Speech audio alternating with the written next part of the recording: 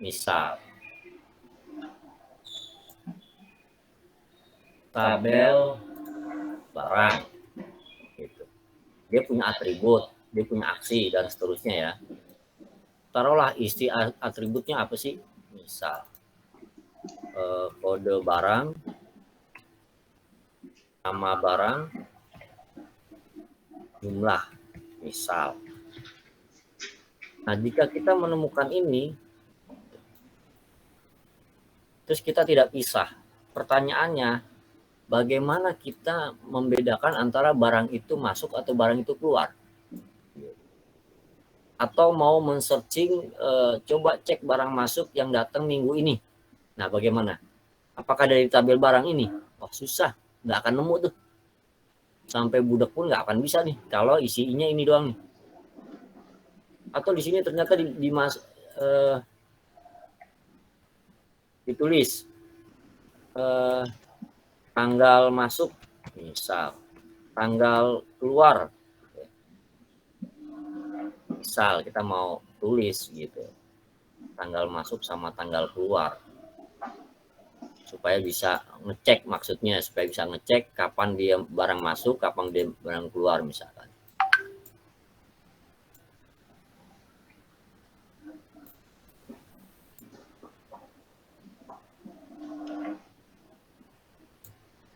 Kita mau begini. Nah, kalaupun kita giniin, bagaimana kita men-searching kalau kita mau mencari, coba cari tanggal semua barang yang masuk pada minggu ini, bagaimana caranya?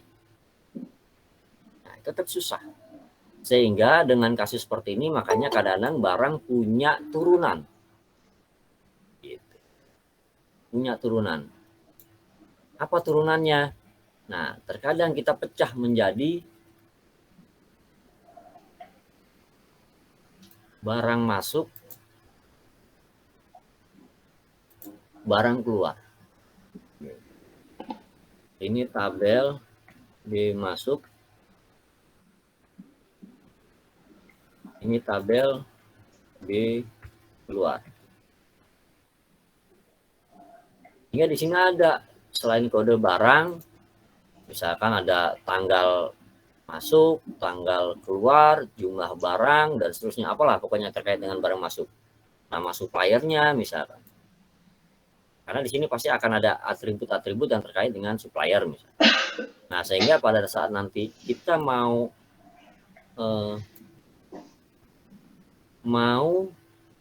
mencari, gitu. Ini sebetulnya itu kan udah normalisasi nih. Ini normalisasi 1 dipecah jadi 2 gitu kan. Dipecah jadi 2. Oke. Nah, kalau begini artinya dia inheritance, turunan. Nah, kalau turunan, nah bagaimana simbolnya gitu. Agregasi.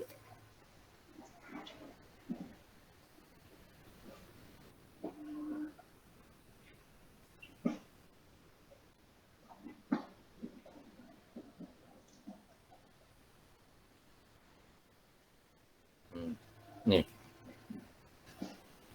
Contoh turunan. Gitu. Jadi di tabel pelanggan ada PLN, ada Telkom. Di tabel barang ada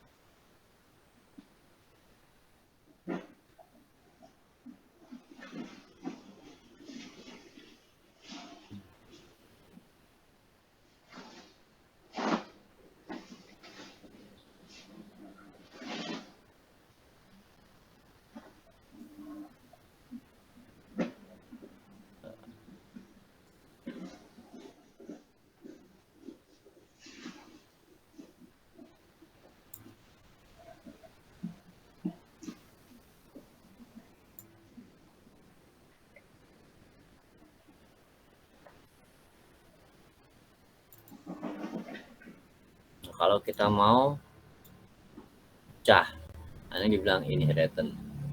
ya. Jadi banyak modelnya. Oke, itu salah satu contoh-contoh. Nah, sekarang kita bagaimana sih cara bikin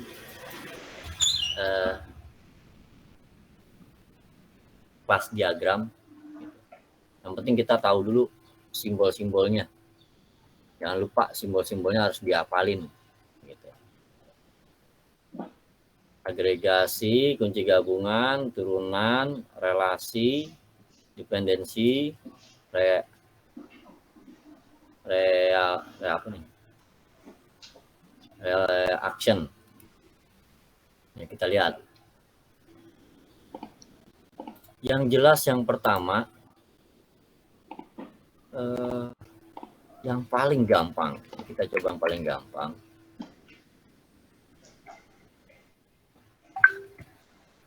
Tentukan form apa saja yang ada.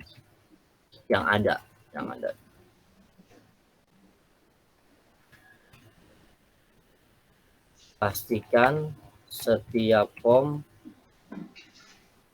memiliki database. Memiliki itu kita nggak bicara dia nyimpan atau manggil, karena nanti form itu akan menarik database kalau dia database-nya sudah ada. Gitu. Oke, tentukan database pada setiap form yang digunakan. 4. Bentuk relasi atau buat relasi antar data. Gambarkan kelas sesuai relasi. Nah, sebetulnya cuma ini aja. Yang penting kita tahu simbolnya. Gitu. Kalau kita udah menentukan, misal ketika kita tentukan form apa aja yang mau kita buat. Ketika kita menentukan form pertama apa sih yang kita buat? Misal form kita misalkan aplikasi ini deh yang kemarin kita bahas itu tentang soal UTS yang gampang nih, yang paling kelihatan.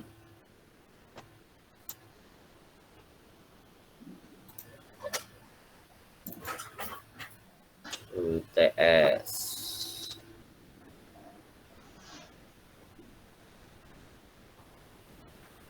Nah, dari cerita ini kita akan menentukan nih, form apa saja yang ada. Nah, dari soal tadi nih.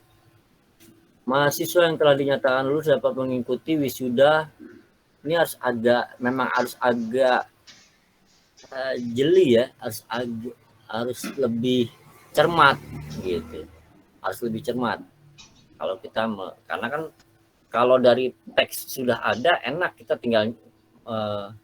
tinggal menggarisbawahi, tapi kalau belum ada kita mau bikin aplikasi berarti kan belum ada tekstual tuh, masih berangan-angan. Nah itu berarti kan harus cermat gitu, kira-kira form apa yang mau kita buat ya gitu. Contoh inilah, mari kita coba lihat. Dapat mengikuti wisuda secara lain dengan mendaftarkan diri.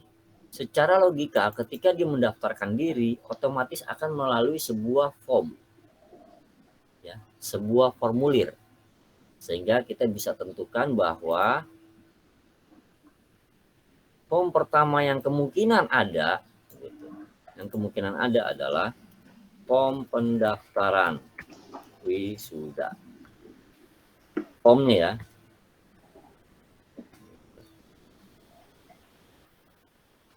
Setelah mendaftar, bagian keuangan memperbarui tagihan.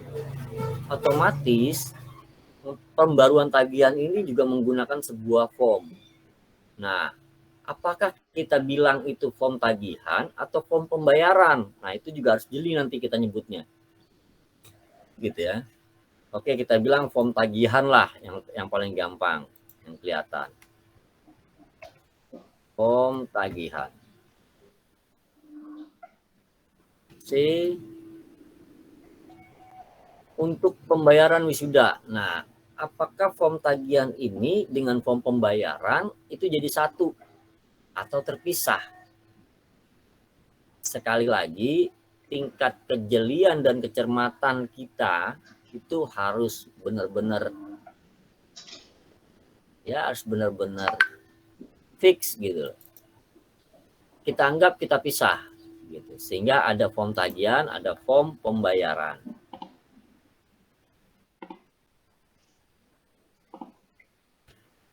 Ada apa lagi? Dia bayar pakai form pembayaran. Form tagihan ini nanti akan mengeluarkan informasi tagihan. Memperbarui status pembayaran, bisa menggunakan form pembayaran, pembaruan status. Artinya kita harus kasih note nih, jangan lupa bahwa di sini akan ada status. Akan ada status. Untuk mengetahui, artinya salah satu atribut yang harus ditulis adalah status. Artinya sudah bayar atau belum, ada checklist atau enggak, yes atau T, N atau Y. Nah, harus jelas status. Formnya pembayaran, diverifikasi, ya kan, melalui tadi pembaruan status. Mahasiswa dinyatakan bisa mengikuti wisuda daring. Nah, hati-hati nih. Ketika verifikasi itu oke, jadi sebuah form pembayaran, status berubah menjadi oke, ya. Apakah data tersebut akan ke-save otomatis sebagai daftar peserta wisuda? Gitu. Ke-save otomatis ya. Gitu. Artinya form ini akan menciptakan form daftar peserta wisuda. Atau gitu. Atau di browsing, artinya di search, dicari gitu. Di form pembayaran tadi nih gitu. Bisa ada tombol pencarian, jika ada pencarian apa? Cari status oke. Kalau status oke berarti ada daftar namanya muncul. Begitu daftar namanya muncul, begitu diklik muncul daftar nama. Daftar nama. Nah, kalau muncul daftar nama berarti dia ada form daftar nama peserta. Gitu. Apa begitu? Atau yang mana tadi? Terserah. Gitu. Asumsinya. Yang jelas, biasanya kalau kasusnya seperti ini, biasanya ada daftar tersendiri. Dia akan menciptakan daftar tuh. Kayaknya segampang tuh. Jadi ketika membuat aplikasi itu nggak cuma daftar, ya harus dibuat juga formnya. Ini kan sistem akan ngebaca nih. Nggak asal daftar jadi tagihan jadi bayar jadi daftar nama peserta. Nah, bagaimana memunculkan hasil pembayaran itu menjadi sebuah daftar nama? Bagaimana cara manggilnya? Nah, oke, kembali ke form. Anggap ada sebuah form yang akan tercipta dari pembaruan status tadi. Bisa mengikuti. Nah, inilah akan menciptakan daftar nama peserta tadi. Panitia mendapatkan daftar peserta dari sini tadi, daftar peserta setelah di print misalkan, atau dalam bentuk tampilan. Nah, mahasiswa mengambil tugas sebagai perlengkapan. Nah, ini hati-hati nih. Ketika bicara perlengkapan, apakah ada form perlengkapan? Nah, form perlengkapan ini berisi tentang nama-nama perlengkapan yang akan digunakan pada wisuda. Misal, di sini perlengkapan, ya kan? Kode perlengkapan, namanya, jumlah, misal. DLL, apalah pokoknya. Nah, ini form. Kalau ada barang masuk, barang keluar, atau jenis barang baru, cindera mata misalkan. Artinya diinput, data itu diinput. Form perlengkapan. Beda dengan form pengambilan toga. Mengambil toga. Karena form perlengkapan ini jadi data master. Ketika pengambilan toga, data barang sudah ada, data perlengkapan sudah ada.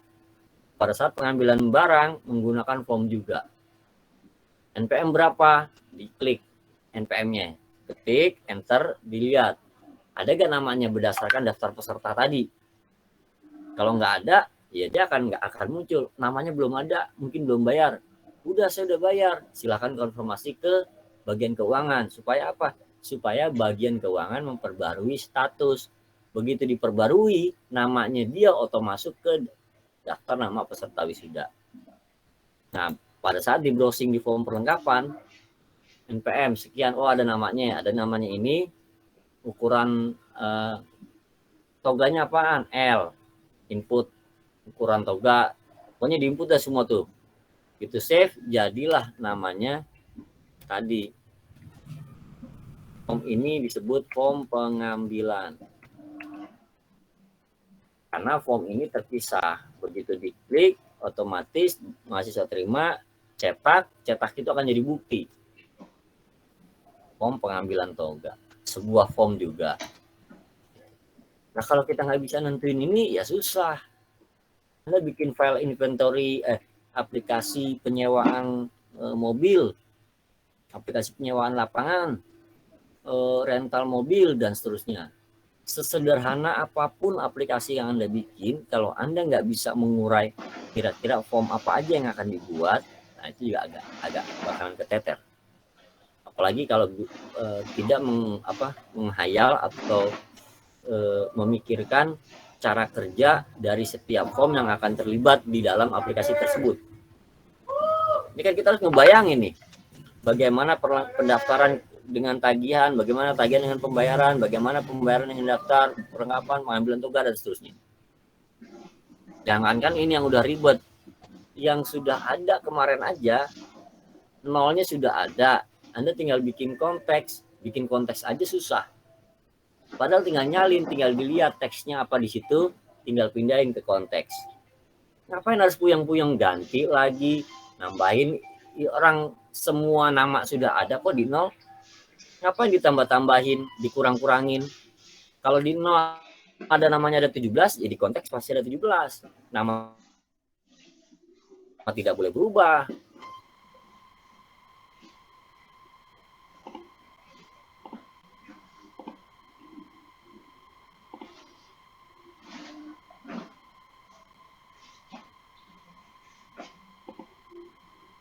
Pasti ini lebih bingung. Kenapa? Karena ini akan ada relasi nih. Karena kita harus menentukan form-formnya. Oke, contoh misalnya ini form pengambilan toga. Habis itu kita lihat lagi. Setelah wisuda dari bulan lalu, panitia membuat laporan jalannya. Nah, membuat laporannya itu apakah menggunakan form? Kalau memang menggunakan form, ya kita tulis form laporan. Apa? Misalkan daring. Buat laporan jalannya wisuda daring. Form laporan wisuda daring. Form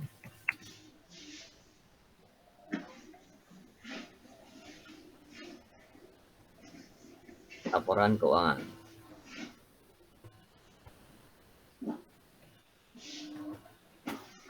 Nah, kalau laporan ini kita buat sebuah form, otomatis dia pasti inputan namanya.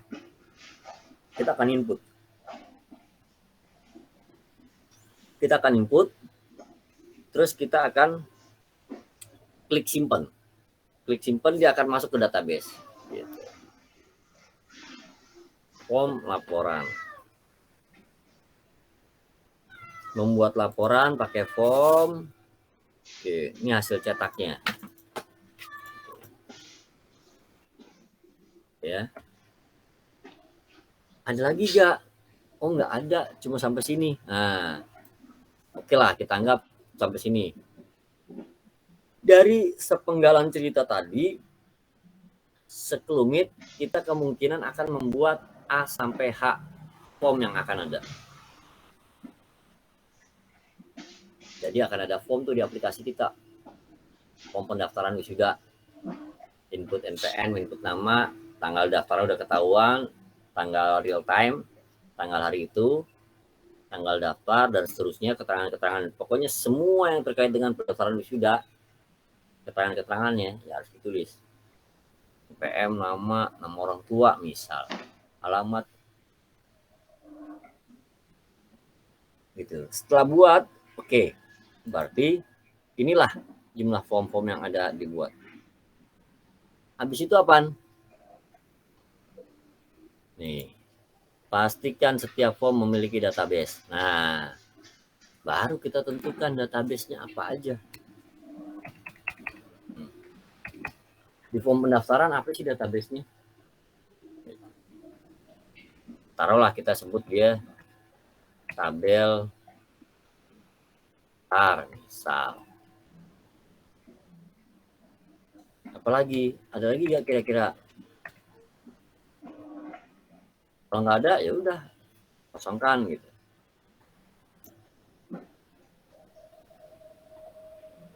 Terus form tagihan. Tabel apa? Pasti tabel tagihan. Form pembayaran akan jadi tabel pembayaran. Data peserta. Hati-hati. Apakah data peserta itu tadi, kalau dia manggilnya dari tabel pendaftaran, berarti sini akan menggunakan tabel daftar. Masalahnya, apakah tabel daftar ini sama dengan tabel daftar peserta? Karena di sini masih daftar, sementara di sini udah bayar. Jadi yang tertulis di sini adalah nama-nama yang ada di sini yang sudah bayar. Nah, sehingga kita harus tahu tuh apakah ini masuk ke daftar. Oke. Kalau mau masuk tulis. Kalau enggak jangan. Terus otomatis ini juga akan jadi tabel perlengkapan. Taruhlah ini kita bilang akan jadi juga tabel pengambilan. Nah, karena ini laporan itu di input, otomatisnya akan jadi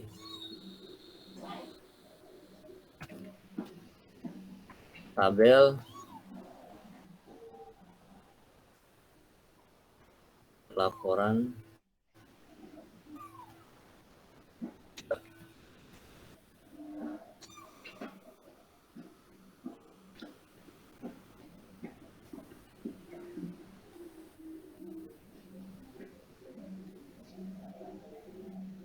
dan seterusnya. Udah kita buat semua misalkan. Next, kita lihat.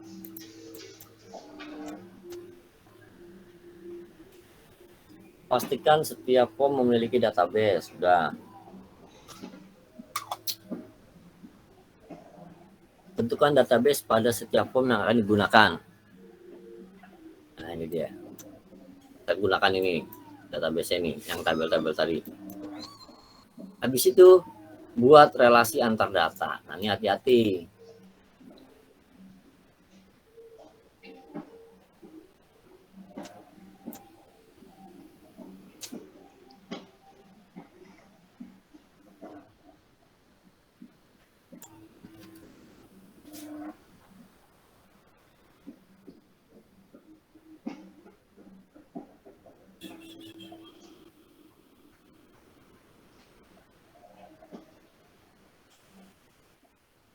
Ini kucing le.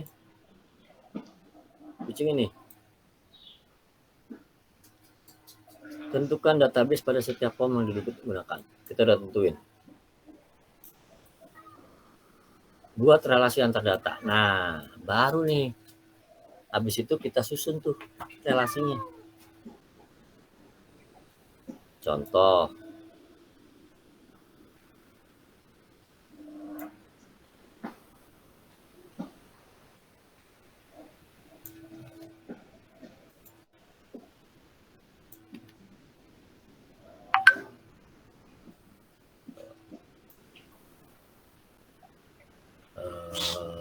Tagihan.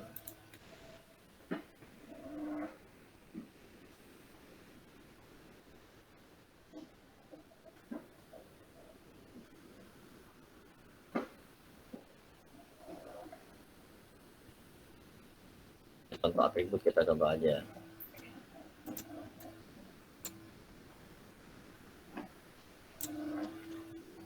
Apalagi yang ada, buat semuanya yang ada di sini. Kalau sudah buat, baru hubungkan. Hubungkan. Ini dengan ini ada gabungannya. Oh ada, tarik garisnya. Ini ada garisnya. Hubungannya ada, tarik. Selama dia ada, silakan tarik. Nah, yang jadi catatan lagi adalah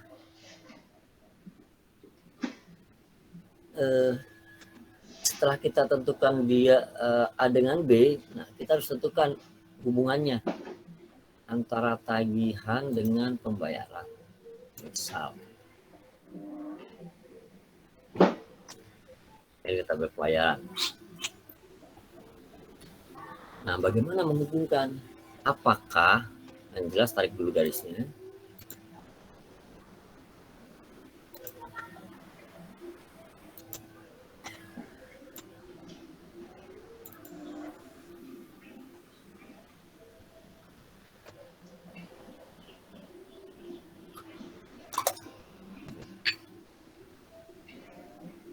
Apakah relasinya satu ke banyak, banyak ke satu, dan seterusnya.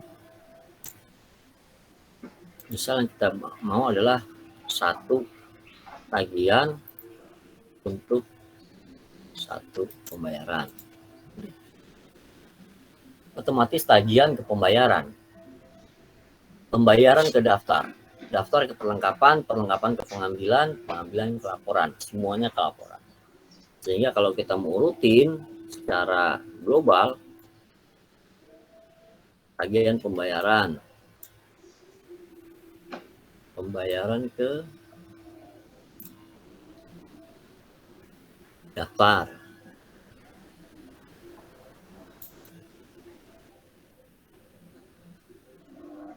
daftar ke perlengkapan.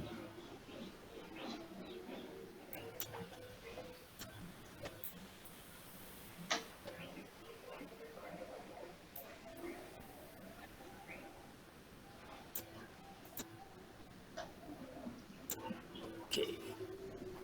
Nah, udah. Semuanya. Tagihan ke pembayaran, pembayaran ke daftar, daftar ke perlengkapan, perlengkapan ke udah semua. Semua dibuat, tentukan relasinya, relasi masing-masing, jangan sampai ada atribut yang kocak-kacir. Kalau dia sudah key di satu titik, ya udah di tempat lainnya jangan key lagi, tapi foreign. FK. Setelah udah kita tentukan garisnya, baru kita tentukan nih. Kalau di normalisasi disebut kardinalitasnya. Apa aja? Termasuk simbol-simbolnya. Harus hafal sih simbol katanya. Tagihan pembayaran ke daftar,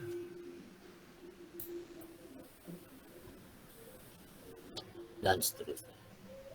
Nah, sehingga kalau kita lihat tagihan ke pembayaran itu satu garis, pembayaran ke peserta satu garis, pendaftaran sih. Pendaftaran ke perlengkapan satu persatu juga, baru deh. Setelah itu apa? Baru next kita lihat.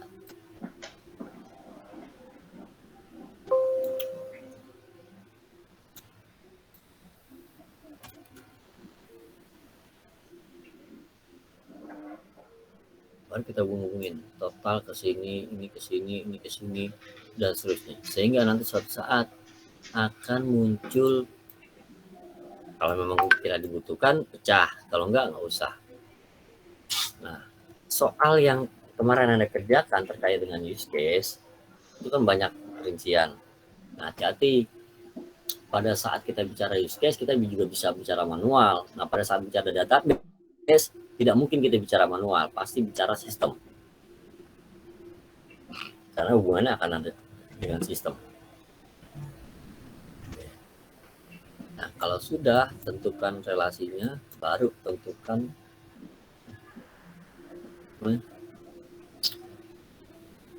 bukti, pencatatan dan seterusnya, pengarsipan lah. Bagaimana caranya? Ya terserah, bebas-bebas saja. Supaya kita tahu nih, karena ketika ngambil juga pasti ada bukti. Ketika laporan keuangan juga jangan ngasih ke mahasiswa seluruh laporan, jangan. Kalau udah, ya udah silakan dilanjutin, tinggal dibuat.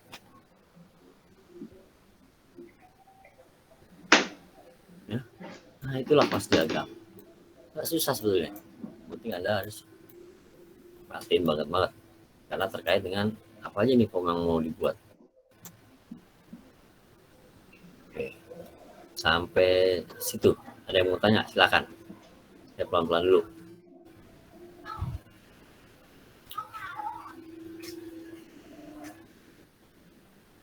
Santai ya, sambil ngopi ya. Silakan. Ada yang mau tanya?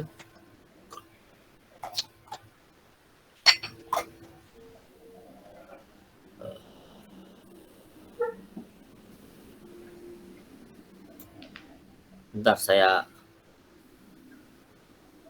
ada keperluan sebentar, dikit.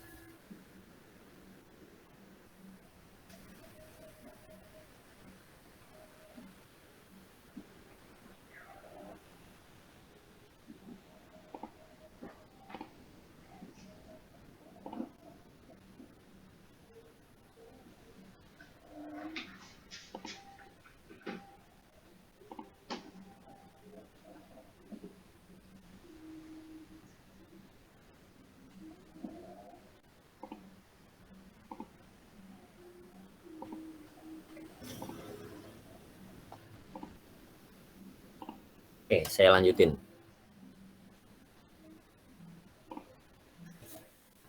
Nah, kita udah tentukan nih semuanya nih. Ingat pada saat menentukan ini, kalau bisa berikut atributnya. Berikut atributnya, berikut aksinya, operasinya. Kasihlah yang gampang, yang operasinya. Ya, disebut juga kalau bisa. Oke. Buat relasi sudah, gambarkan kelas sesuai relasi. Nah, jadi kalau kita sudah menentukan ini semua, udah tinggal langsung dihubung-hubungin aja. Tagihan ke pembayaran, pembayaran ke daftar, daftar ke perlengkapan misalkan.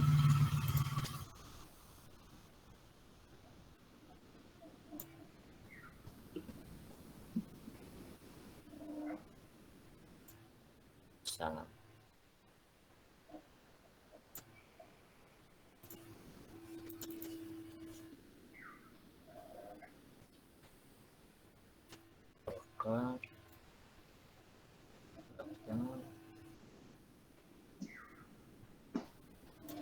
Misal ini ke sini gitu ya.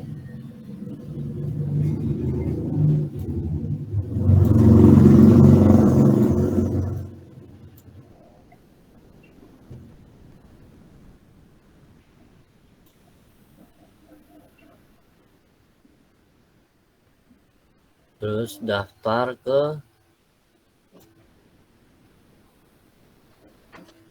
perlengkapan.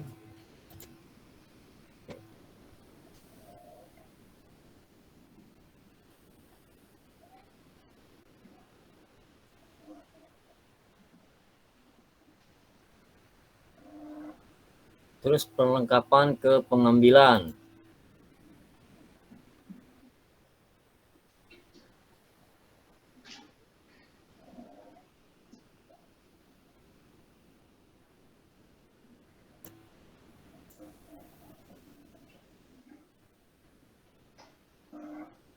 ambil terus ke laporan.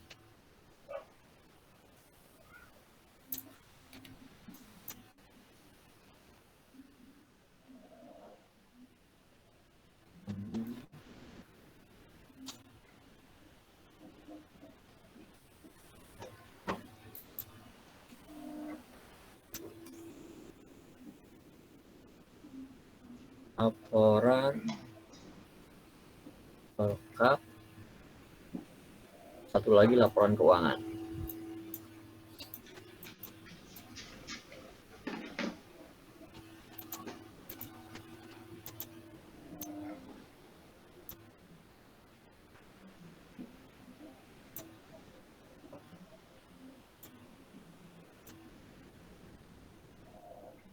Di sini baru tarik garisnya. Sehingga kita bisa lihat sebetulnya dari ini akan menghasilkan tabel apa aja, terus relasinya bagaimana. Jangan lupa relasi, jangan sampai lupa. Nih, ya, relasinya jangan sampai lupa. Karena harus bisa meyakini bahwa relasi itu nanti akan menandakan hubungan. Satu perlengkapan hanya bisa diwakili oleh satu pengambilan. Artinya kalau ada pengambilan yang 2 kali, nggak bisa, gitu misalkan. Itu kan akan jadi ketahuan nanti. Begitu udah disusun, gitu ya, selesai.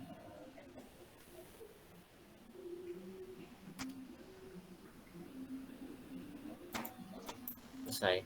Hubungannya udah jelas. Saya nggak lengkapin ya, saya nggak lengkapin, tapi yang jelas harus ada gitu. Selesai. Jadi dengan aplikasi ini, dengan rincian yang kira-kira seperti ini, itu akan menciptakan taruhlah 7. Bisa jadi nanti bisa jadi 2 tambahannya, bisa jadi 3, bisa jadi 4, dan seterusnya bisa. Nah, kita pada saat kita bicara kelas diagram, turunan-turunan itu jangan lupa dipanggil juga, dipakai. Kalau tagihan ada turunan nggak, pembayaran ada turunan nggak, pendaftaran ada turunan nggak, turunan-turunan tabel itu. Karena turunan-turunan itu akan dipanggil oleh aktivitas lain. Nah, kemarin ya ketika bikin 0, ada yang tidak menuliskan gambar, ada yang gambarnya asal-asalan, ada yang macam-macam dah. Itu saya juga kalau Anda masih susah buat menentukan atribut, buat menentukan tabel gitu. Karena tabel itu penting gitu loh. Tabel itu penting. Oke, setelah itu gambarkan kelas, sudah digambarkan. Nah, yang terakhir adalah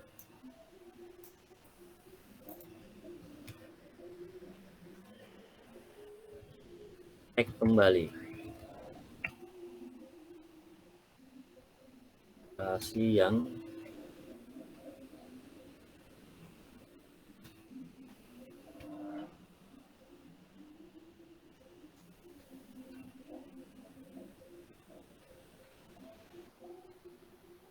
untuk apa? Untuk memastikan bahwa relasi yang kita buat adalah benar. Nah, pada saat pengecekan ini bisa jadi akan menghasilkan tabel tambahan. Karena kita kelupaan misalkan. Nah, itulah fungsi pengecekan. Karena harus lengkap. Jangan sampai ada tabel atau data store yang ketinggalan.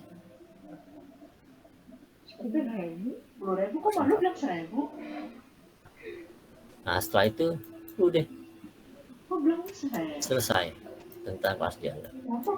Intinya gini, pada saat kita bicara kelas diagram, nggak pakai titik soalnya, nggak pakai titik, kita bicara jadi nyaru.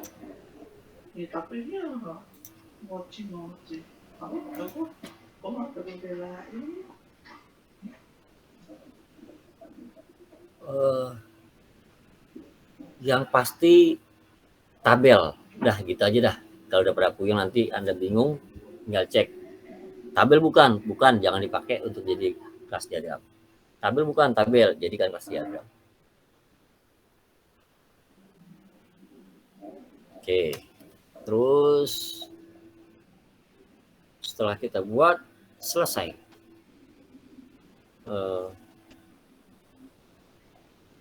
Alur atau data store yang mau dipakai di sistem tersebut. Kemungkinan akan ada 6. Jadi 7 bisa 8 dan seterusnya.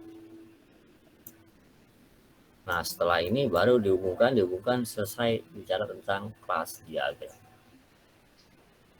Yang terpenting yang pertama adalah simbol, yang kedua adalah caranya itu pastikan berdasarkan form. Udah tinggal buat tabel apa aja. Yang terakhir jangan lupa relasinya. Oke ya, itulah kelas diagram.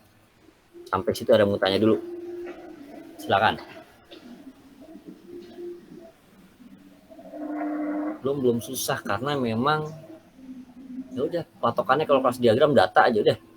Ada database, nah database itulah yang dibuat ke kelas diagram. Ya. Oke.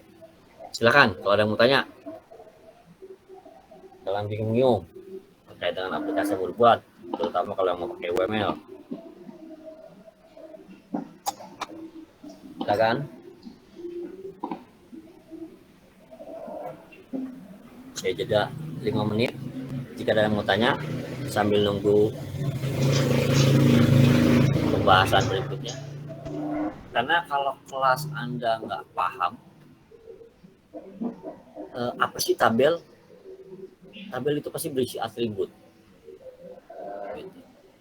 Jadi jangan sampai susah menafsirkan tabel. Soal kemarin di 0 udah ada tabelnya, ngapain di konteks ditambah-tambahin tabel, diri tambah-tambahin tabel. Di 0 semua saya tulis tabel jadwal. Tapi begitu di kelas tabelnya berubah-ubah. Ya.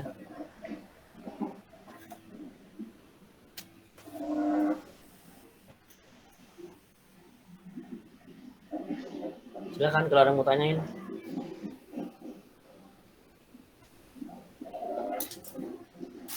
Jelas apa jelas? Jelas apa bingung? Pak, bagaimana dengan tabel login, tabel user, tabel dan seterusnya? Boleh gak? Boleh. Gitu. Ketika di DAD ada yang boleh, ada yang enggak. Nah, ketika di kelas diagram boleh gak? Boleh. Gitu. Yang nggak boleh itu tabel itu tiba-tiba muncul tanpa ada transaksi. Artinya Anda tidak ngapa-ngapain, tabel secara otomatis muncul di aplikasi. Loh gimana caranya gitu? Tiba-tiba ada tabel user, tiba-tiba ada tabel login. Sementara bagaimana tabel itu terbuat gitu? Anda nggak ceritain tabel itu terbuat, atau muncul tabel user, tabel login, gimana caranya? Karena secara logika tabel login itu pasti terbuat gitu loh. Udahlah, nggak mungkin simsalabim lah, bukan zamannya sulap gitu. Ini zamannya aplikasi yang menggunakan logika. Nggak mungkin simsalabim jadi tabel login. Simsalabim ada user password. Usernya ini, passwordnya ini, nggak mungkin. Pasti ada proses penciptaan gitu loh. Nah, itu yang harus diperhatikan. Jangan sampai Anda tidak membuat proses penciptaan, tiba-tiba tabel itu muncul. Itu sering itu. Kasus-kasus begitu. Ya, itu sering. Jadi jangan sampai. Oke, silakan. Ada mau tanya? Tadi jam 8, atau udah jam 9 aja. Udah bicara kelas diagram. Nggak nyangka 1 jam kelas diagram.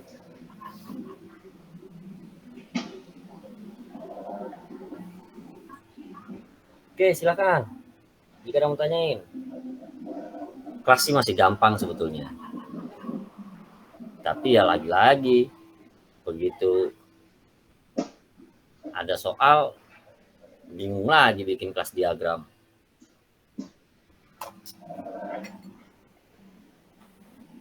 Oke, next saya lanjutin. Setelah kelas diagram,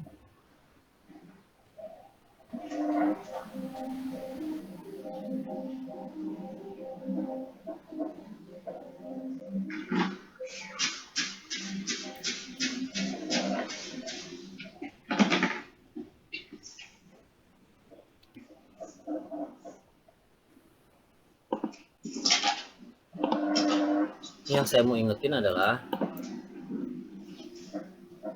cek kembali relasi untuk tabel tersebut supaya kira-kira tabel ini akan ada muncul tabel turunan nggak gitu.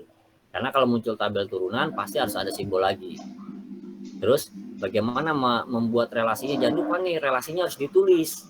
Nih, relasinya satu ke banyak, banyak ke satu, dan seterusnya harus ditulis.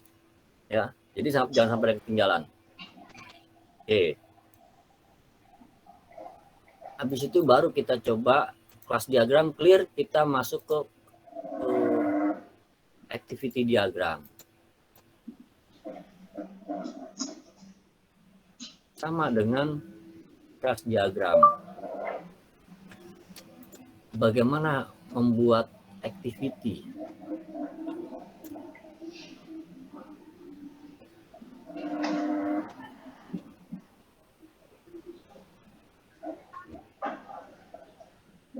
Satu, dua, tiga, empat, lima, enam, tujuh.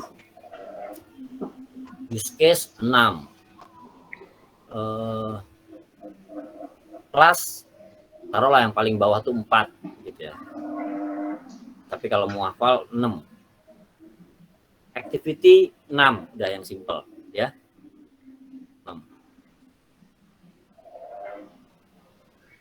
Mulai, selesai, aktivitasnya apa, pencabangannya bagaimana, penggabungannya bagaimana, pilihannya bagaimana.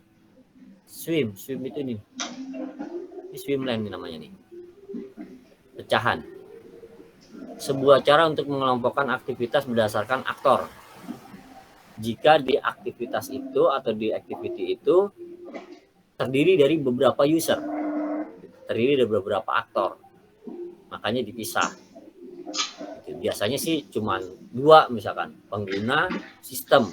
Tapi kalau ternyata tadi ketika kita bikin use case, sebelah kirinya pembeli, terus tengahnya use case, sebelah kanannya kasir. Nah, kalau begitu berarti akan ada 3 swim lane. Pembeli, sistem, kasir. Gitu ya. Simbol nggak boleh lupa nih ya, simbol. Oke, 6. 6 simbol activity. Kita lihat. Ini swim lane namanya nih. Pengguna, sistem. Ruas. Gitu. Ruas kiri, ruas kanan.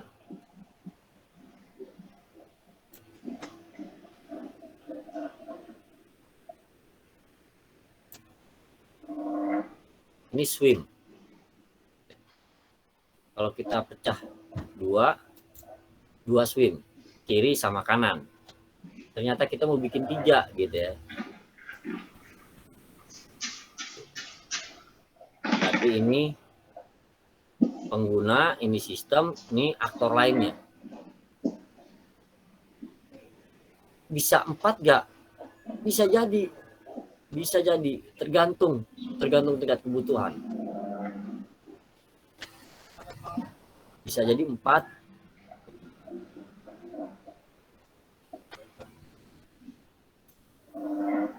Itu 2, 3, 4 bisa jadi.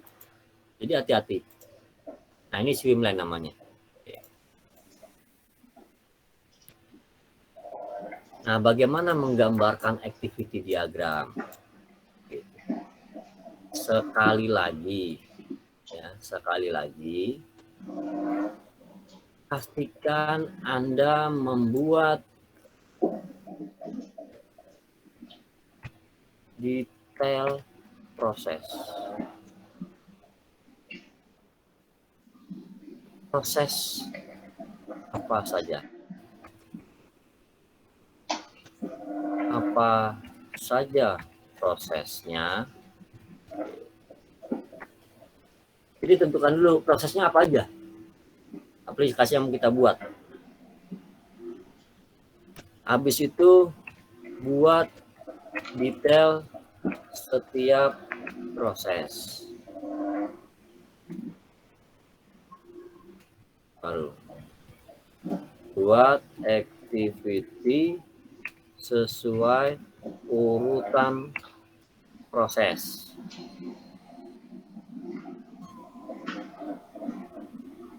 Ya, nggak susah. Itu aja tuh. Tentuin prosesnya. Misal, prosesnya apa aja? Proses awal pendaftaran. Misal, pendaftaran. Habis itu prosesnya apa? Proses pembuatan tagihan.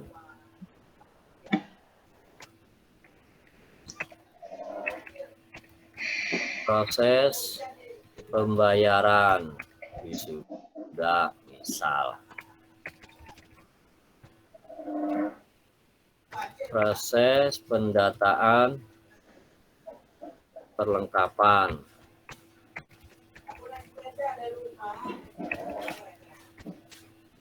Proses pembagian atau pengambilan toga.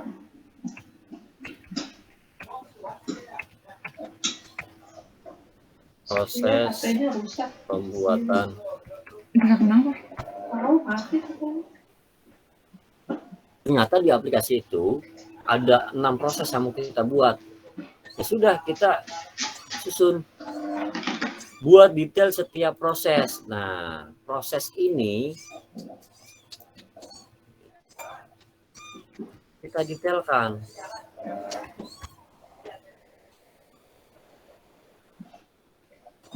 Proses pendaftaran. Detailnya.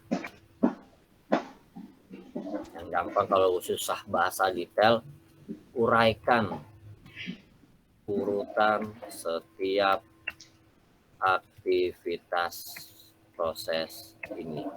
Udah, diurutin. Proses pendaftaran apa aja sih? Uraikan tuh. Jadi dibuat. Ini dibuat tersendiri.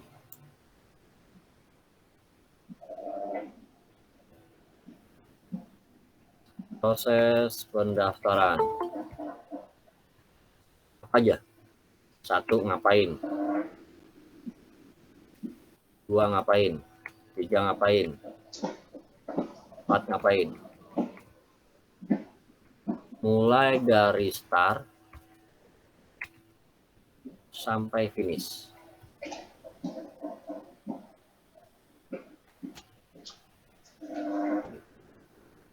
Diuraikan, jangan ada yang ketinggalan. Ya.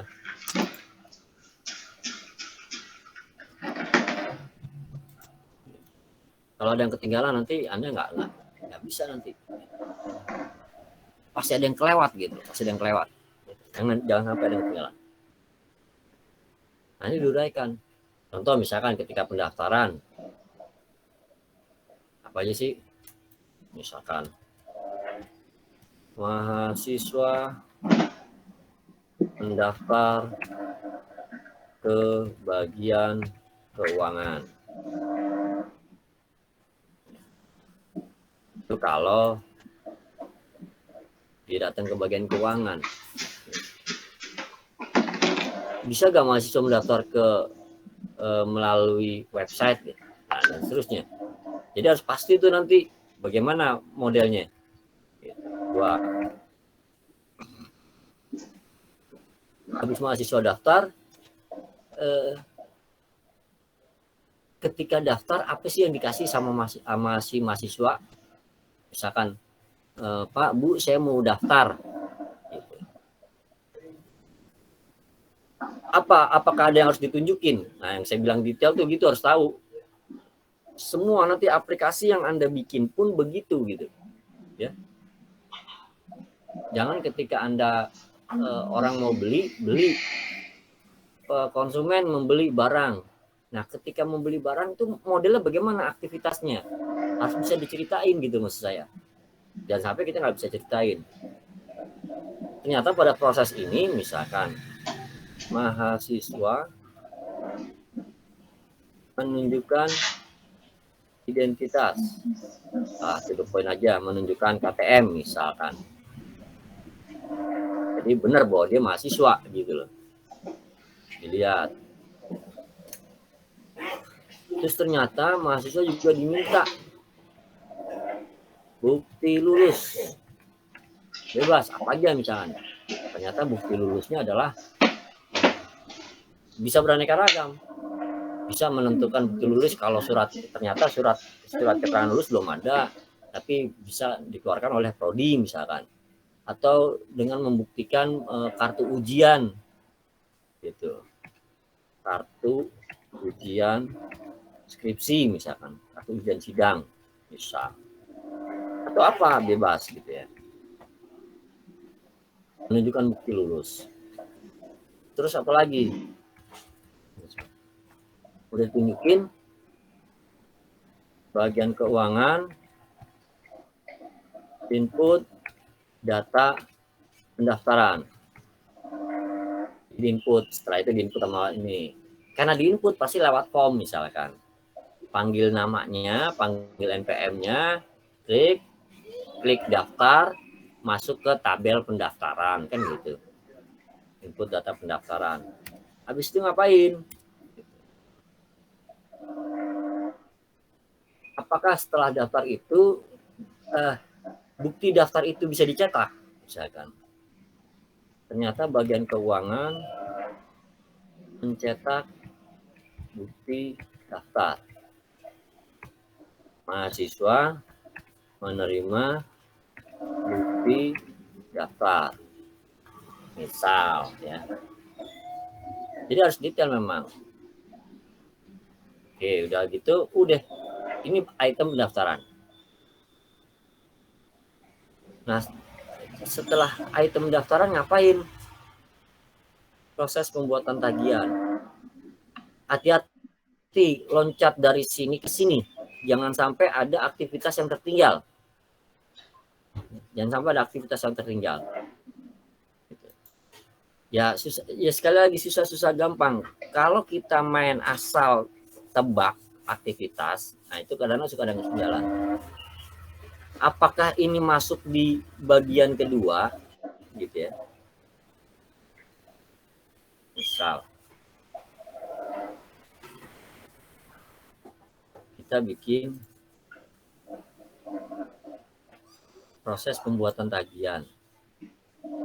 Jangan sampai pada saat kita menuliskan yang pertama nih, itu sebenarnya ada di bagian sini gitu loh. Jangan sampai proses pembuatan tagihan, misalkan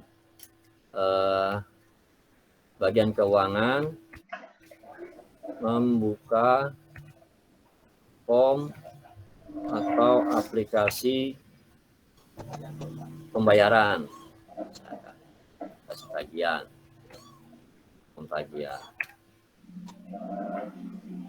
Ini cara kerjanya nih, misalkan panggil data pendaftaran,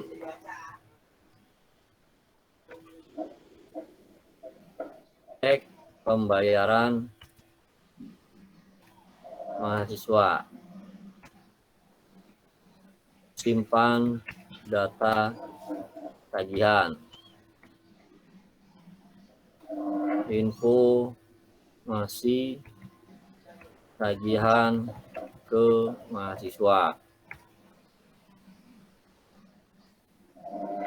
Lagi dan seterusnya ya. Harus dibuat detail pokoknya. Nah, dari situ kalau kita udah buat detail, baru buat detail setiap proses sudah lewat, baru buat aktivitasnya. Nah, pada saat kita membuat aktivitas nih, ini yang ketiga nih, hati-hati. Pertama ini, kedua ini, ketiga ini nih buat aktivitas. Pada saat membuat aktivitas, jangan lupa gitu. Saya bisa nih.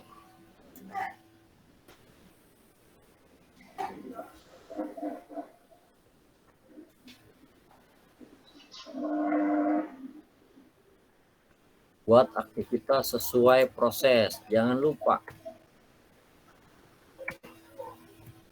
tentukan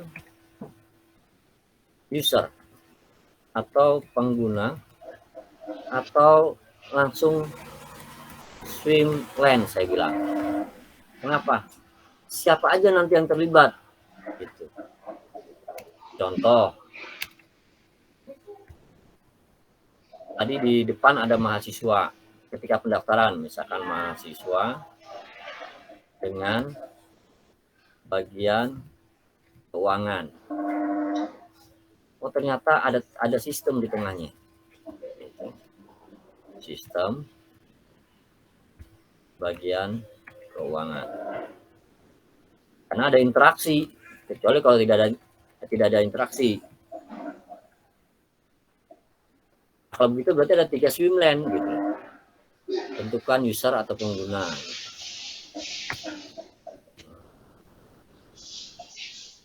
Uraikan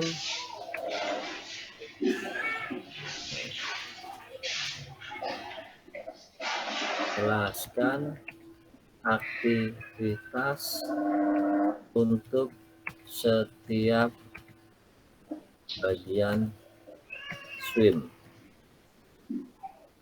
Maksud saya, kita harus bisa jelas.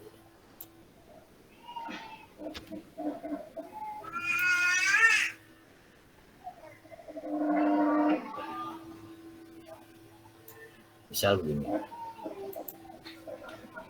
kita pecah 3 tadi kan kita bilang.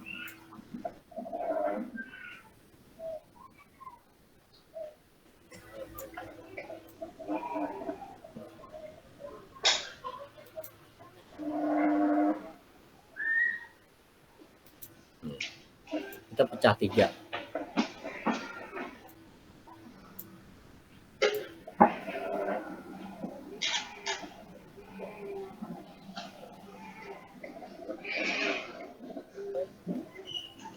Yang ini mahasiswa, yang ini sistem,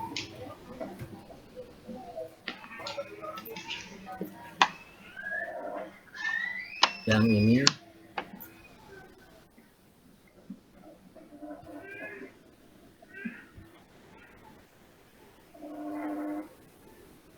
bagian keuangan.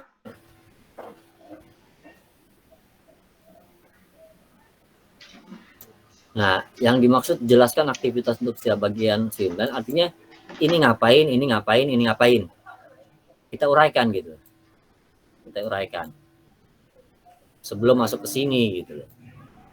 Kalau bisa udah bisa menguraikan gitu. Ngambilnya dari mana? Kita lihat aja dari sini. Gitu. Misal gitu. Kita kan udah nguraikan tadi nih di sini. Misal di sini ngapain sih?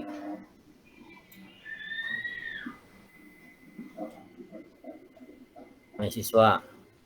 Langsung ke poin ininya. Daftar menggunakan bukti lulus misal. Kalau daftar. Terus menunjukkan bukti lulus.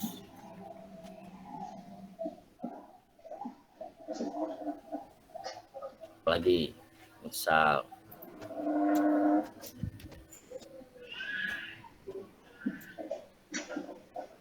dari item ini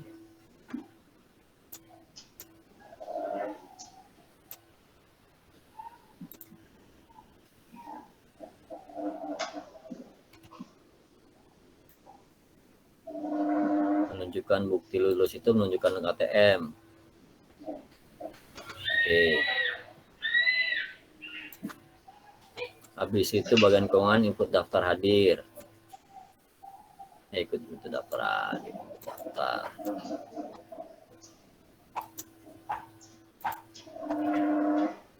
Input daftar. Bagian keuangan input data daftar, bagian kerja mencetak.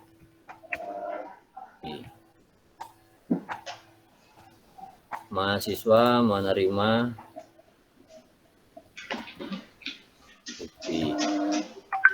ada lagi nggak di sini misalkan.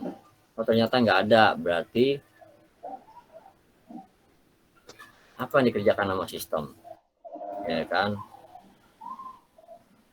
Input data atau simpan data pendaftaran, ya. Ngapain lagi? Cetak bukti pendaftaran. Ada lagi nggak misalkan? Kalaupun ada, nah hati-hati ketika di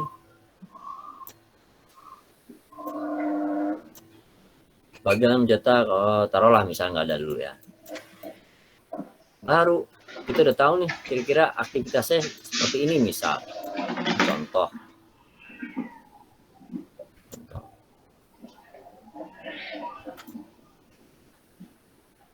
Nah, baru kita buat. Jelaskan aktivitas untuk setiap bagian. Lalu buat activity diagram.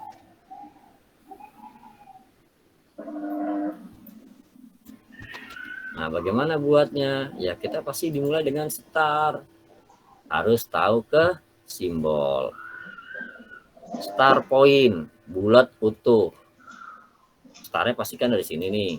Gitu. Misal.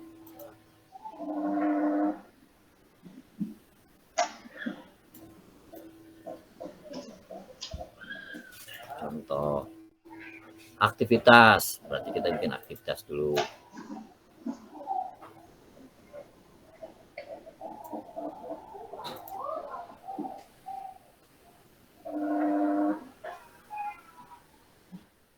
Nah, ini simbol aktivitas.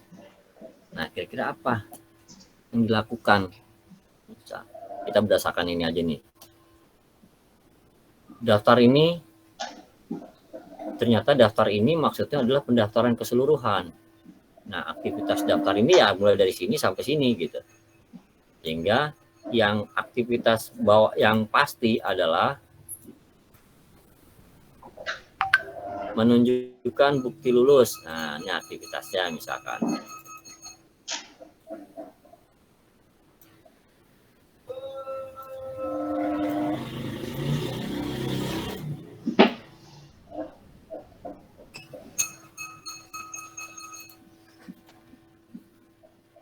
Menunjukkan bukti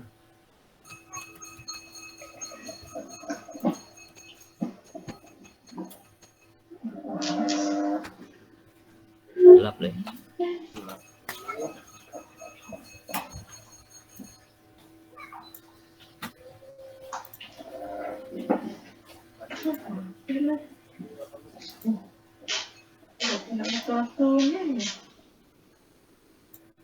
Menunjukkan bukti lulus.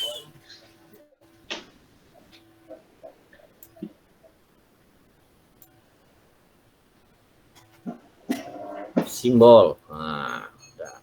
Nggak usah pusing-pusing simbol mah. Langsung kasih penghubung. Bisa.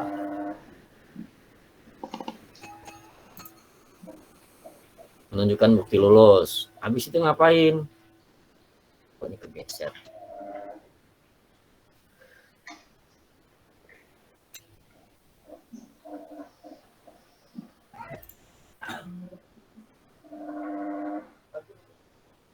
Nunjukin ke bagian keuangan. Oke, kata bagian keuangan berarti dia langsung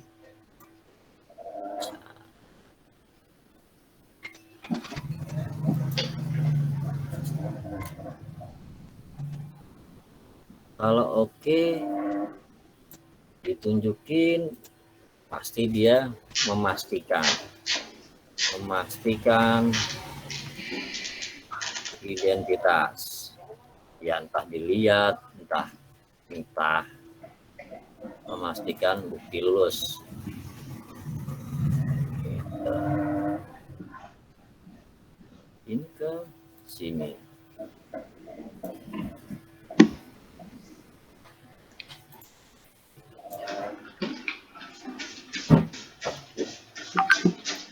dan seterusnya sampai kelar.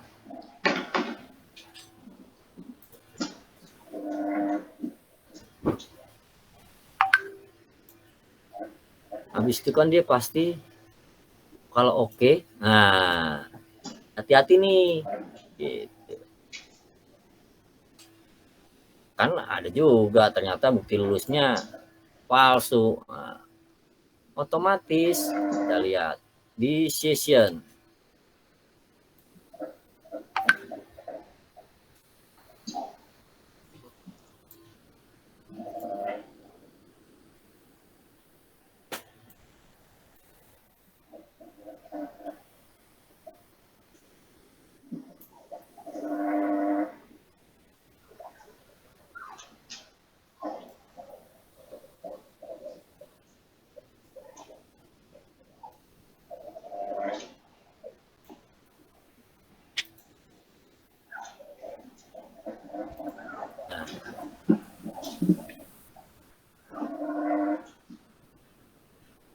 Decision.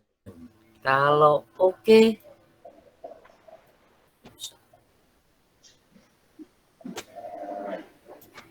sistem yang bikin.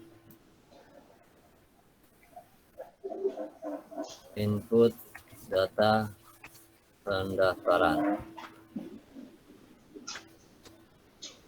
Kalau enggak, kenapa? Nah, kalau enggak kenapa? Kalau ternyata buktinya meragukan. Apa? Misal. Bener kan? Ternyata ada yang kelewat. Karena kan ini aktivitas. Pokoknya jangan sampai ada yang kelewat nih aktivitas. Ketika nunjukin, pasti dia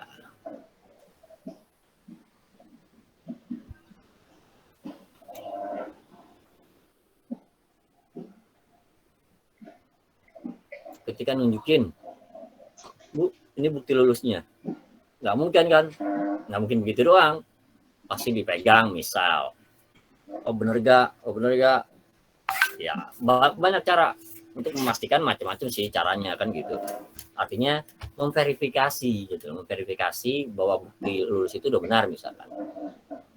Gitu udah oke, baru oke, kartunya dibalikin atau bukti lulusnya dibalikin, input. Nah itu kalau oke, kalau enggak gimana? Gitu. Kalau enggak apa aktivitasnya? Ngapain? Gitu. Konfirmasi program studi misal. Kalau misalkan enggak, gitu.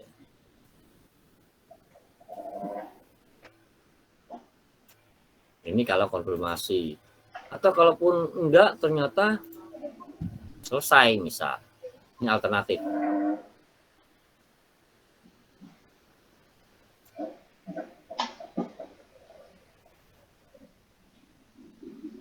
Bisa.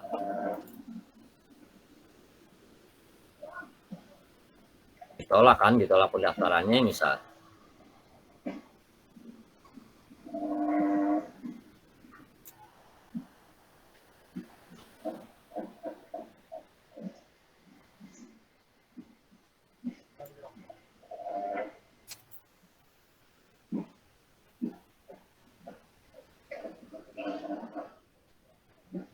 Kalau enggak ya udah selesai, kembali ke tempat gitu misalnya.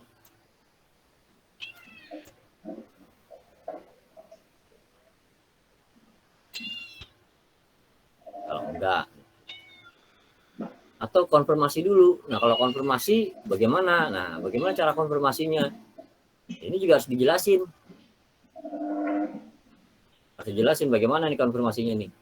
Jadi nggak bisa asal aja gitu loh. Konfirmasinya mau bagaimana caranya? Gitu. Konfirmasi by phone, konfirmasi atau balik lagi atau bagaimana? Harus jelas di sini nih. Karena apapun aktivitas di sini harus digambarkan. Gitu ya. Itu kalau enggak. Anggap kita oke. Kalau oke, kita lanjut. Habis input pasti simpan data. Nah,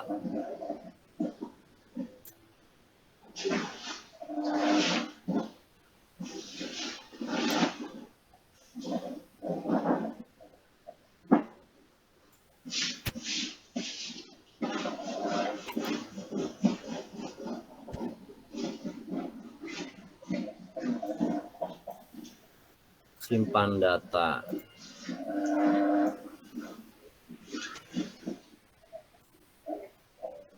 Dan kasih sistem.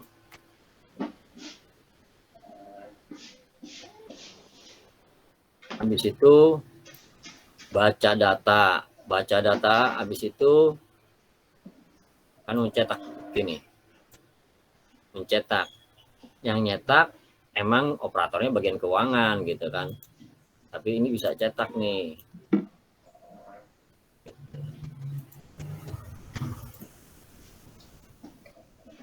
Cetak bukti pendaftaran. Ini by system.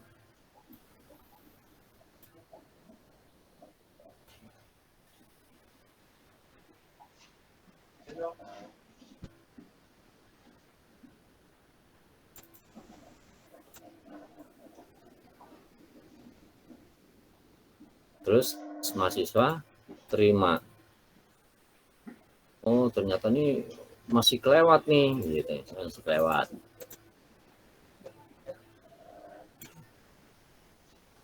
Ternyata ini nggak di sini, harus di sini. Gitu. Oh, ternyata ini nggak di sini, ini harus di.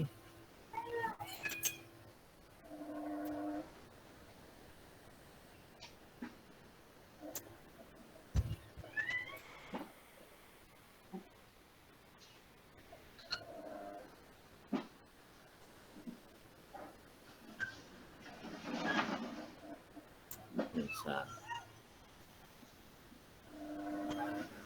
Cetak bukti pendaftaran, dia terima.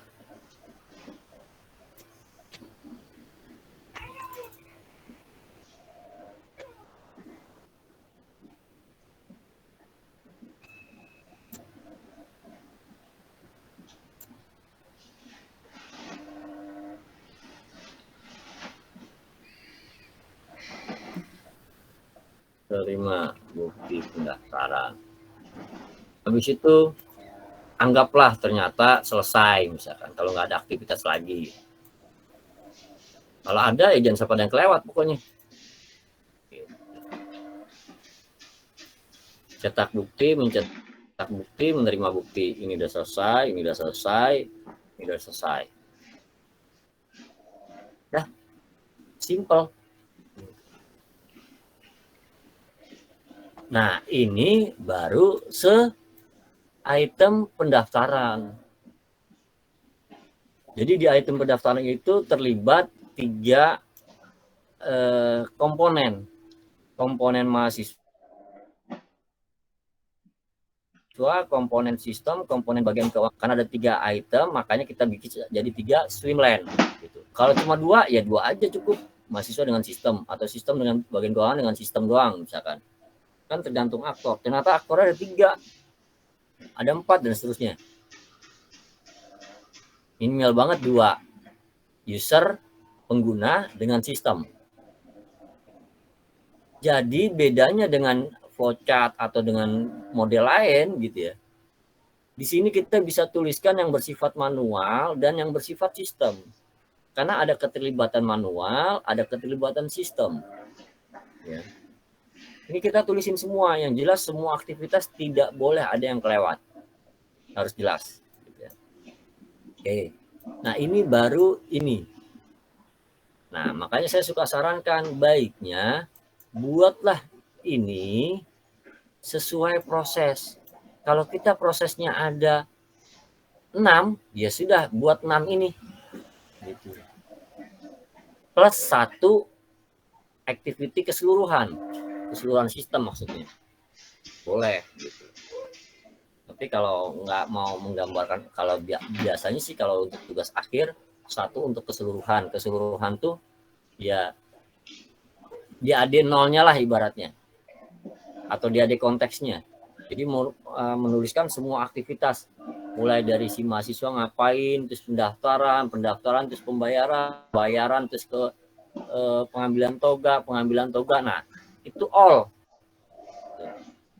Jadi dari all itu nanti ada beberapa proses yang dipecah gitu. Akhirnya jadi pendaftaran sendiri, pembuatan tagihan sendiri, pembayaran sendiri, pendataan perlengkapan sendiri, pengambilan toga sendiri, laporan sendiri. Jadi satu aktivitas all keseluruhan sistem, terus begitu dipecah jadi beberapa proses, setiap satu ini itu satu proses.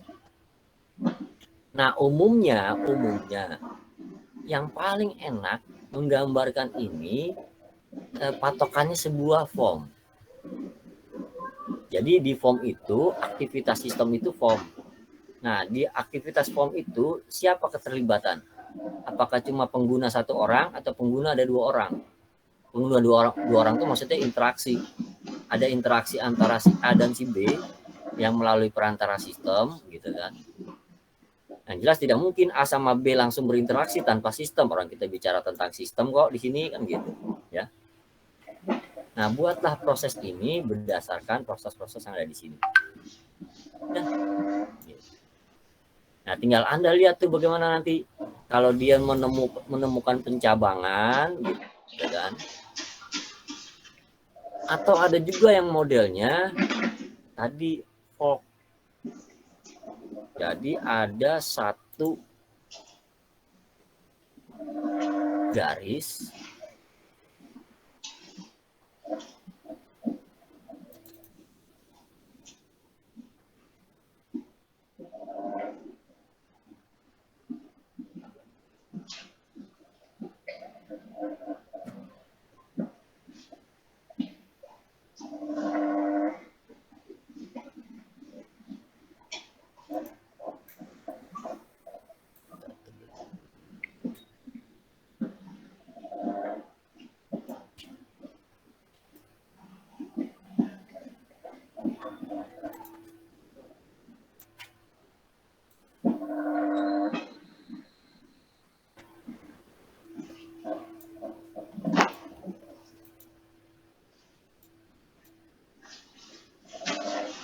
Nah, terkadang ada yang model begini.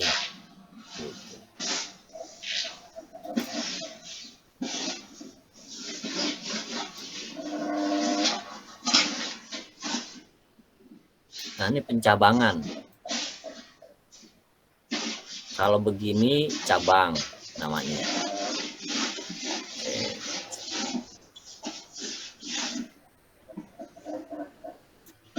Cabang.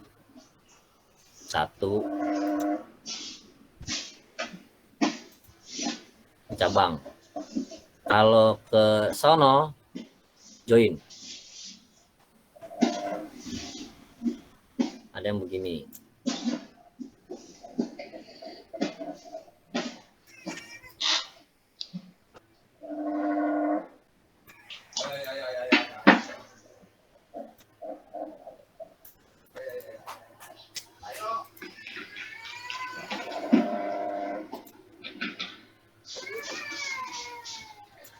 Nah, ini join. Ini join, ini cabang. Kok namanya.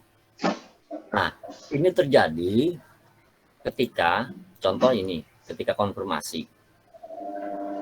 Apakah pada saat konfirmasi, ini garis ini jangan sampai begini nanti kalau buat. Paling enggak harus ada agak rapi. Pada saat konfirmasi, apa yang mau dilakukan?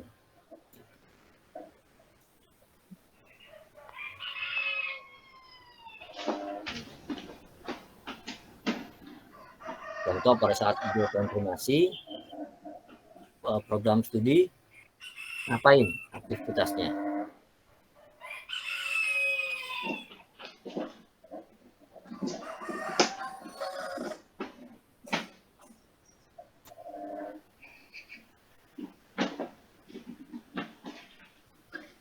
Misal ternyata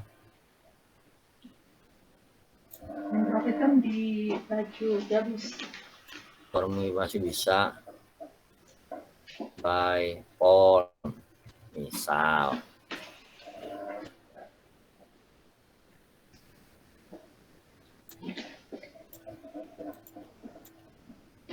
silakan konfirmasi dulu. Wah, udah begitu udah konfirmasi gitu kan. Ternyata selain by phone juga misalkan by TU misalkan. Contoh aja, aktivitasnya ngapain sih? Ada berapa pilihan sih ketika konfirmasi itu? Apakah cuma satu pilihan misalnya? Ada satu aktivitas, ini contoh aja. Kalau udah, nah setiap ini kan punya action.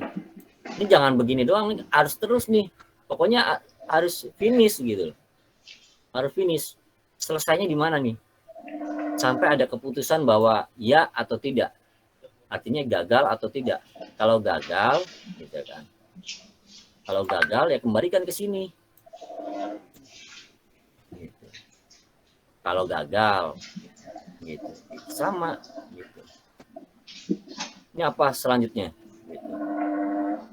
Nah, kadang habis ini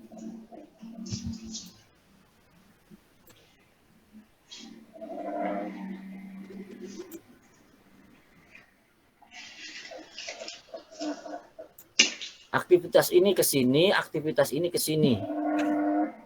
Ini ada aktivitas, lanjut gitu kan, bla bla bla bla bla, ujungnya ke sini. Ini lanjut bla bla bla bla bla, ujungnya ke sini, dan dia akan mengerucut kembali ke sini dan tinggal lihat endingnya. Apakah endingnya ke sini gitu, atau endingnya adalah ke sini gitu.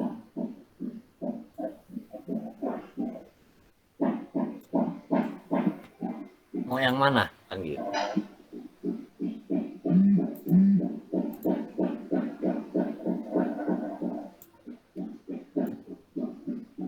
Jadi aktivitas pencabangan ini pasti nanti kembali ke fork lagi, ke join. Nah, ke join ini apakah larinya ke sini untuk pencetakan karena udah fix kan, akhirnya udah oke, akhirnya cetak bukti. Sorry, belum cetak bukti, deng. Input dulu. Kan tadi oke kan, ini kan tadi kan pencabangan di sini. Pencabangan di sini, otomatis ke sini nih.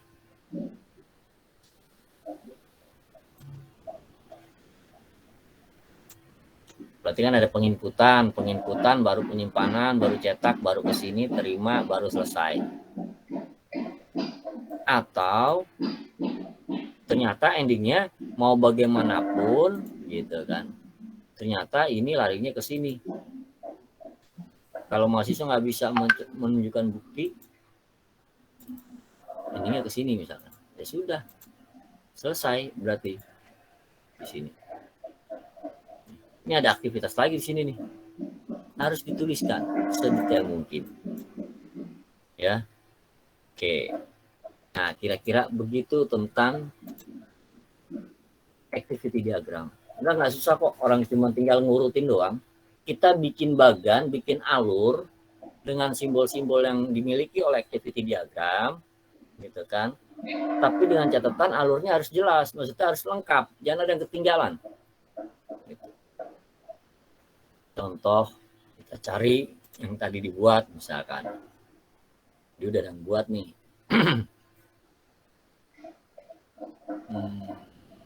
Bisa.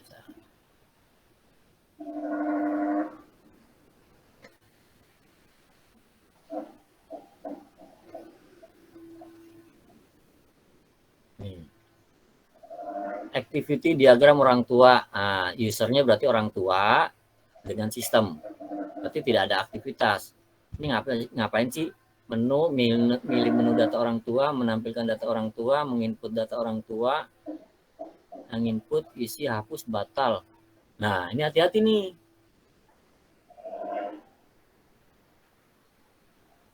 Isi, hapus, batal itu kerjaannya si user apa kerjaan sistem? Oh, ternyata ini proses. Nah, ini lihat, Anda perhatiin. Pada saat menginput, artinya di proses ini itu punya beberapa pencabangan. Dia bisa mengisi, dia bisa mendelete, dia bisa membatalkan. Ini sebuah form. Ketika sebuah form, join lagi. Kalau udah oke, apapun yang ada di sini, otomatis actionnya di sini. Sistem yang bekerja di sini. Ini yang pekerjaannya si user, ini pekerjaan sistem. Kalau klik simpan berarti dia akan menyimpan, klik hapus berarti dia akan hilang di sini. Proses menghapus maksudnya. Dan seterusnya, terus selesai. Nah, pertanyaannya apakah selesainya ketika menyimpan klik selesai? Terus formnya udah ditutup belum? Gitu. Ini kan harus selesainya di mana? Apakah selesainya di sini atau selesainya di user? Formnya udah ditutup belum gitu. Ini kan bicara udah menyimpan, berarti klik simpan. Kalau hapus bagaimana? Kalau batal bagaimana? Actionnya. Gitu. Dan seterusnya. Terus ini apa sih? Activity orang tua. Menginput data kadar, menginput data anak, menginput data timbangan, menginput data pelayanan, membuat activity diagram orang tua. Aktivitas ini adanya di mana di sini?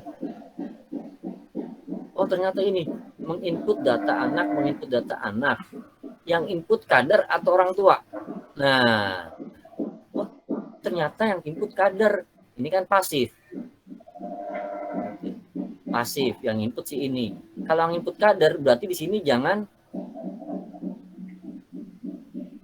diagram orang tua gitu. Apa aktivitas di sini nih? Menginput data anak, menginput data timbangan, menginput data pelayanan. Kok di sini ada dua? Di sini ada data anak. Nah, pokoknya kalau misalkan di sininya yang menginput adalah kader, aktivitas di sini kan berarti harus ada 3. Kalau kita bicara ini nih, sini sama sini, berarti ada 3 sisi, ada 2 aktor, 1 sistem. Kalau ada 2 aktor, 1 sistem, ya seperti tadi. 2 aktor, 1 sistem. Gitu. Tapi kalau keterlibatannya seperti ini nih, kader, menginput data kader, di sini doang udah. Berarti kader, ini kader jangan user. Karena user bisa orang tua tadi. Usernya siapa? Sebut aja aktornya siapa di sini. Aktornya yang disebut. Jadi penggunanya siapa? Kader, tulis kader, sini sistem. Kader ngapain? Sistem ngapain? Terus sampai finish. Gitu ya. Diagram anak, user hampir sama. Diagram kader. Jadi jangan user kalau bisa. Gitu. Siapa penggunanya? Kan kita bicara pengguna. Gitu. Kita bicara, jadi kalau mau menuliskan activity diagram terkait dengan pengguna, udah langsung cross check siapa aktornya. Dah. Lihat use case-nya, aktornya siapa, nah tulis di sini aktornya. Keterlibatan di diagram ini. Oh, ternyata di diagram kader ini aktornya adalah kader, tok. Udah kader sistem. Tapi kalau ternyata ada 2, kan kita bisa kelihatan di sini. Kalau kita bicara diagram ini, berarti aktornya adalah ini sama ini. Kalau kita bicara diagram ini, berarti aktornya adalah ini sama ini. Kalau kita bicara diagram ini, berarti aktornya cuma ini. Makanya dari diagram, dari use case ini, dari rincian ini, ada berapa proses. Yang paling gampang ada berapa form. Nah, kan begitu tadi, kembali ke laptop. Maksud saya kembali ke sini. Ini uraiannya kan udah dikasih tahu nih. Tentukan, baru. Gitu. Nah, kalau Anda ngasal, nggak ngikutin alur gini, maksudnya nggak ngikutin tahapan, nanti bingung. Kecuali kalau udah mahir, maksudnya udah bisa, ya nggak perlu gini-ginian kan nggak perlu. Kalau ini kan, ini nih hanya cara supaya Anda bisa mendetailkan activity diagram. Tapi kalau nanti Anda ini udah mahir, ini nggak perlu ini sebetulnya. Buat beberapa orang ini nggak perlu. Orang tinggal tulis doang kok. Gitu, ya. Ini cara. Oke, ini contoh. Kita lihat lagi, misalkan.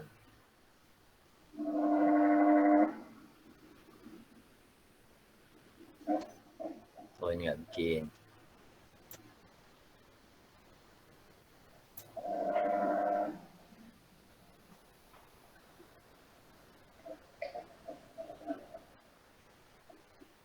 Nah, pengguna sistem bagian admin. Bagian admin ini diagram daftar akun. Oh, di akun. Ya, admin. Ada adminnya. Nah, ingat nih. Di sini ada admin. Boleh nggak? Boleh. Kalau di DAD tidak boleh. Karena kan ada operator sistem. Operator sistem standby kalau berbasis web misalkan. Kalau operator sistem standby ya harus dibikin. Tapi jangan, oh ini dia, ini buka. Sebetulnya nggak perlu sih. Yang begini tuh suka dihindari. Gitu. Kenapa? Nanti akan rancu. Jadi langsung aja di sini. Kita mau apa nih? Daftar akun. Ya udah daftar. Berarti antara user dengan sistem. Nggak perlu ada keterlibatan admin. Pendaftaran akun itu kan sistem dengan user dengan sistem. Nggak ada keterlibatan. Semua by sistem yang ngelola. Input data otomatis kesimpan. Nggak ada tuh dia admin ngapain, nggak itu, nggak terlibat tuh. Bohong kalau dia terlibat. Ada orang mau daftar, cek dulu dia ngetik apa, nggak mungkin. Otomatis pasti jadi database sudah. Ya, jadi ini ada kesalahan nih. Ketika kalau emang diagram, kalau yang dimaksud adalah activity diagram akun, pendaftaran akun maksudnya. Nggak ada keterlibatan admin. Kecuali kalau transaksi yang membutuhkan konfirmasi admin. Gitu. Pengecekan data misalkan, ya. Itu adminnya juga bisa login, Pak. Bisa daftar akun, Pak. Adminnya bisa juga daftar akun juga.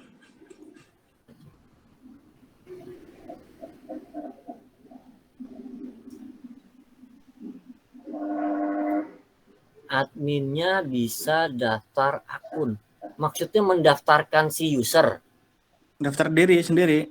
Oh ya bisa.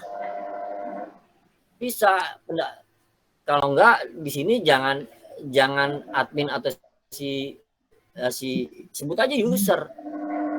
Siapapun yang punya admin, yang punya yang mendaftar, ya kita sebut aja user, pengguna maksudnya ya. Dia mau admin, dia mau konsumen misalkan. Atau pisah. Pendaftaran akun admin, pendaftaran akun konsumen, pisah. Kan beda aktivitasnya. Iya nggak? Betul nggak? Aktivitas beda kan? Iya. Nggak mungkin bersamaan gitu maksud saya.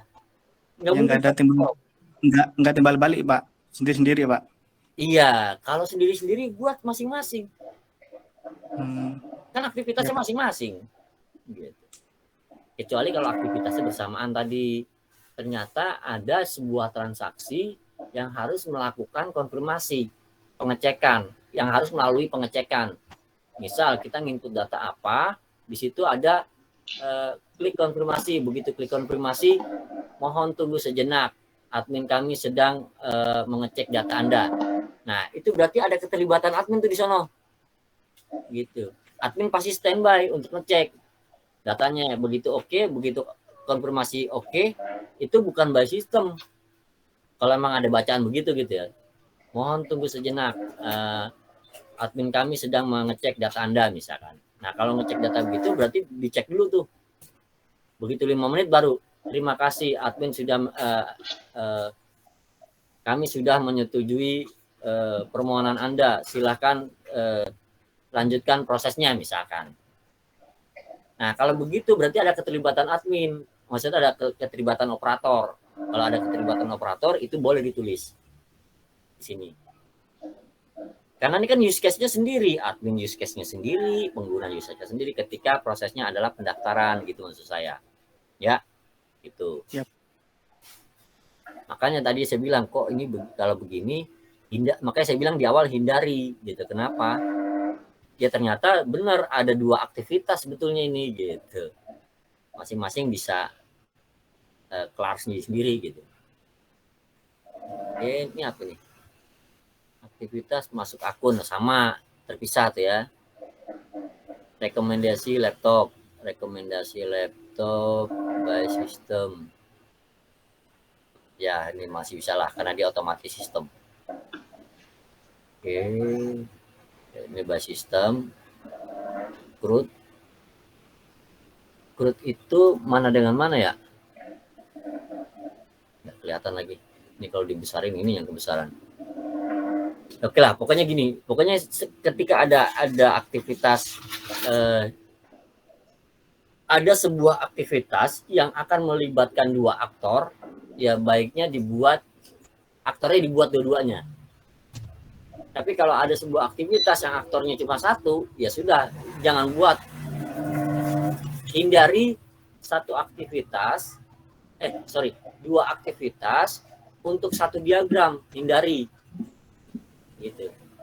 Ya kalau mau nyimpen sendiri. Maksud saya kalau mau transaksi pembayaran. Kalau mau transaksi pengambilan. Kalau mau transaksi apalagi bebas. Yang penting pisah. Gitu. Karena nanti kalau kita mau gabungin harus konsisten. Kalau kita mau gabungin, ya yang lain juga harus digabungin gitu. Makanya kalau saya suka sarankan pisah supaya nanti tidak ambigu maksud dari setiap proses. Itu sering salah itu memang, terutama ketika login. Coba Anda browsing activity diagram login misal. Pasti itu ada beberapa model. Ada sih yang sama semua, satu sama. Gitu. Apalagi kalau ketemu gambarnya sama. Nah, itu pasti kopas tuh.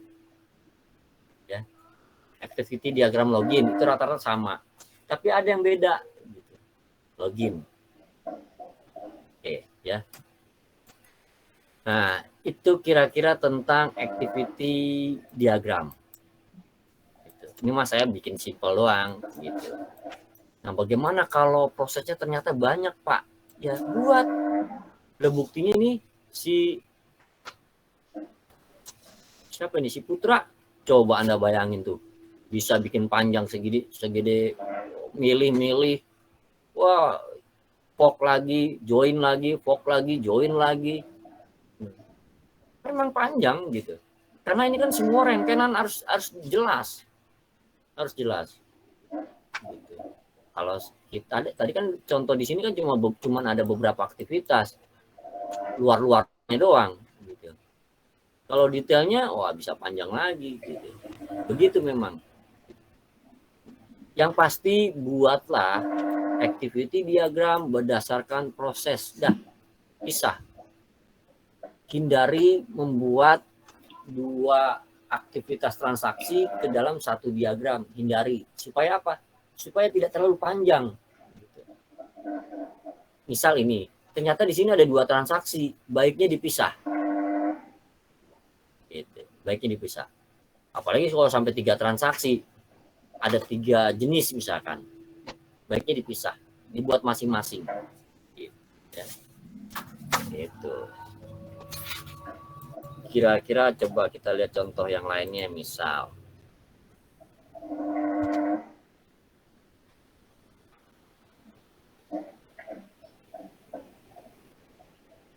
ini ke sini, ini ke sini. Sekretaris sistem database. Ini, nah ini boleh juga nih. Jadi nggak bisa disalahkan, gitu. Ini actionnya, ini penyimpanannya boleh. Kalau memang ternyata suatu saat endingnya adalah di sini, nggak masalah. Gitu. Namanya swimlane, ya bebas aja. Yang penting jelas bagiannya, kinerjanya. Boleh database. Tapi biasanya sih kalau saya suka sarankan baiknya kalau buat swimlane itu udah berdasarkan aktor aja yang enak. Antara aktor dengan sistem dengan aktor. Udah tinggal pilih mau yang bagaimana. Ternyata aktornya ada 3, ya sudah. Aktor A, sistem, aktor B, aktor C. Ya, misal. atau aktornya ada 4 misalkan. Aktor A, sistem, aktor B, aktor C, aktor D misalkan. Bebas. Baiknya sih berdasarkan aktor yang enak gitu ya. Oke. Kira-kira beginilah. Ini ya boleh dibilang saya pikir ya udah paham nih kalau begini-begini nih. Cuma kan nanti hati-hati nih ketika melihat ini ya. Ingat ketika melihat membuat aktivitas